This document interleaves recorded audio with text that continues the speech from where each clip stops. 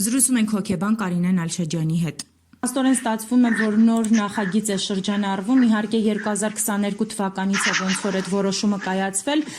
որ Հայաստանում 230 դպրոց պետք է փակվի եւ այդ դպրոցները հիմնականում սահմանամերձ գյուղերի դպրոցներն են, պատճառաբանելով, որ այնտեղ քիչ աշակերտներ եւ ուսուցիչներ կան։ Խնդրեմ ասեք, սա մեզ համար ինչ է նշանակում հատկապես սահմանամերձ գյուղերում դպրոցներ փակելը։ Գիտեք ինչ որ վերլուծական շատ մեծ կարողություններ պետք չի ունենալ կամ շատ ինֆորմացված լինել պետք չի ուրեմն լինել հասկանալու համար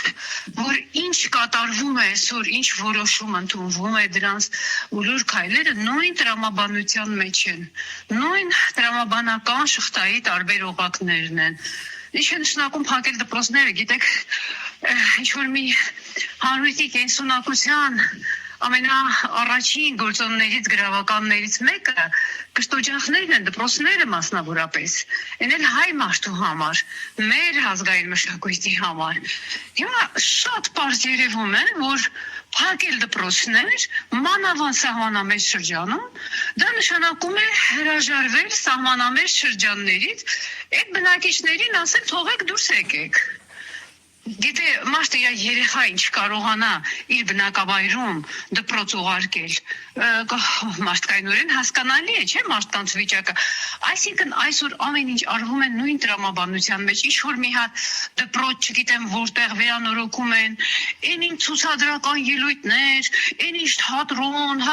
սարքում են օի դպրոց, բայց ըստ էության այնպես թիվ է քե ասում դպրոցները փակվում են, այսինքն երկիրը հանձնվում է, աստիճանաբար երկիրը հանձնվում է թշնամուն, և մենք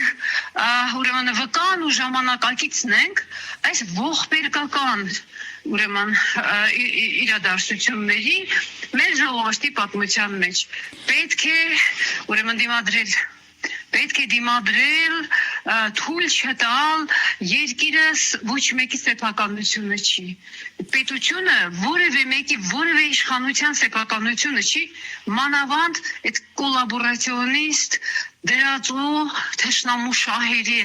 այդ աստիճանի ուրեմն հետապնդող ավելի մեկ տպավորություն ունենք սրանք ավելի ոգևորված են թշնամու շահերը սպասարկում քան թե իրենք թշնամիները մենք զբաղված ենք թշնամուն ուրախություններ հրճվանքներ ցնծություններ բարգեւելով դպրոցների 20-ից ավելին օրինակ փակվելու է Սյունիքի մարզում եւ սա հատկապես այն շրջանում երբ Սյունիքում նոր գործընթացներ են տեղի ունենալու թրիփի մասին է խոսքը եւ ըստ էության դրանով նաեւ միջանցք է հանձնվելու այսինքն ստացվում է որ ադրբեջանցիների համար այս դպրոցները փակելով նոր հող է նախապատրաստվում Իհարկե, գիտեք, ուղղակի երկրորդ կարծիք լինել չի կարող, երկրորդ կարծիքը ընդամենը ինքնախապեյության ուրեմն տիրույթից կարող է լինել։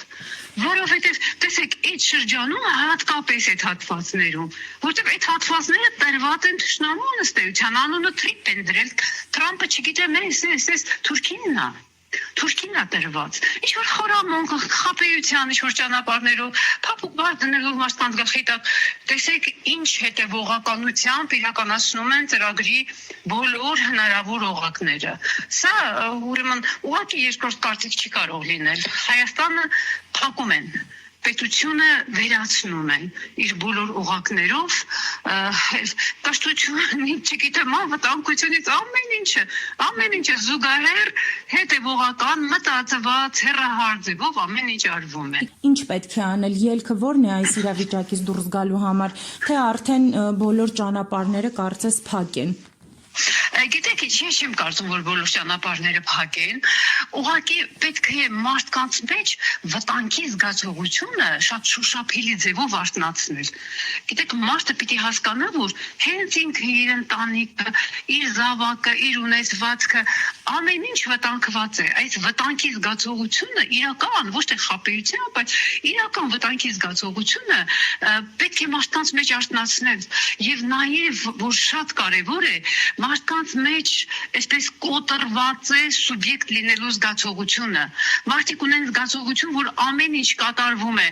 անկախ իրենց կամքից, իրենք որևէ դեր ու անելիք չունեն այդտեղ, այս սա էլ է շատ վտանգավոր, որտեղ ես գիտեմ շատ այսպես հարգարժան խելամիտ բան մարդկանց, որ ասում են, հա տեսնում ենք, բայց ինչը անենք։ Իրենք թող հասկանան, որ անելիք ունեն, մասնավորապես գիտեք, որ ասում են, ասված, որ բոլոր դռները փակում են, մի դուռ բաց է թողնում, պետք է տեսնել։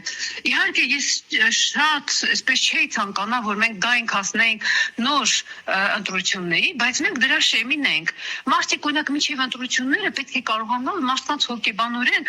այնպես տրամադրել, այնպեսի վիճակի մեջ դնել, որ սիրելիս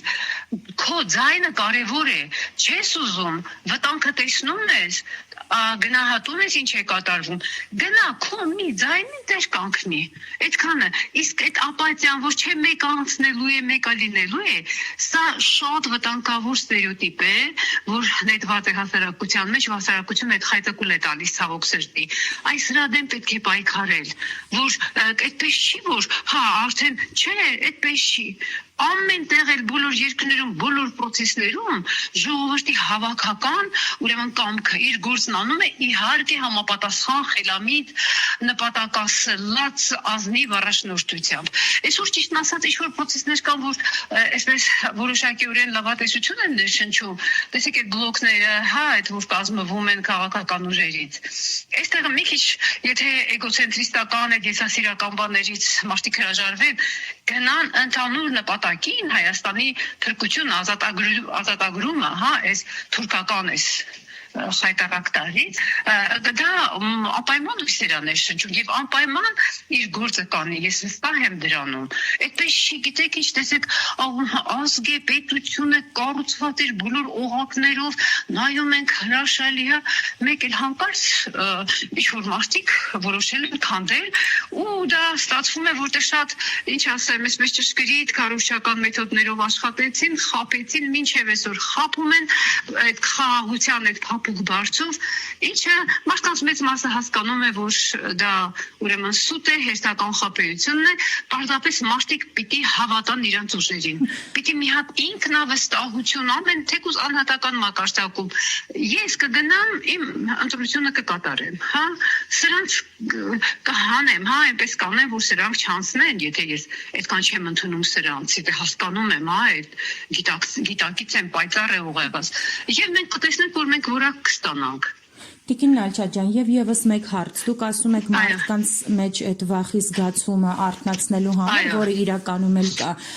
Ադրբեջանցիները մի քանի օր առաջ արդեն հասել էին Ամասիա ու փորձում էին իբր թե իրենց նախնիների տները փնտրել։ Այսինքն շատ մոտ է։ Մենք եթե այն ժամանակ անընդհատ ասում էինք ու չէինք պատկերացնում այդ մոտ լինելը, հիմա շատ մոտ են իրենք, հիմա իրենք ազատ ելումուտ ունեն, դրանից ավել էլ ինչ է պետք, որ մարդկանց մեջ այդ վախի զգացողությունը լինի, որ վաղ մյուս օր էլ իրենց դուռը կթակեն ու կասեն, որ սա մեր նախնիների տունն է։